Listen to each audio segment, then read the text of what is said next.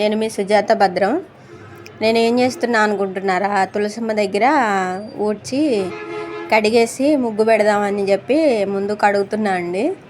తర్వాత ముగ్గేద్దామని చెప్పి ముగ్గు గిన్నె తీసుకొని వచ్చాను.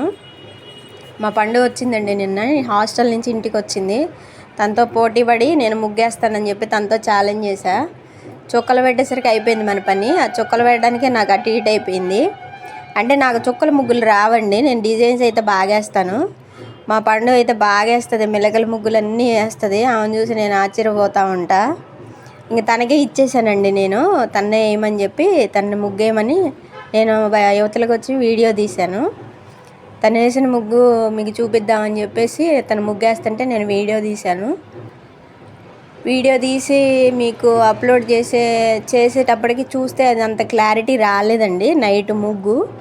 అందుకే నేను మార్నింగ్ మళ్ళీ లేచి వీడియో తీశాను. ముగ్గుని వీడియో తీసి ఫొటోస్ తీసి దీనికి అటాచ్ చేశాను.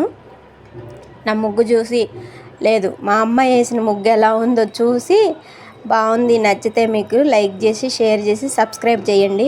ఇదండి ఈరోజు మా వీడియో.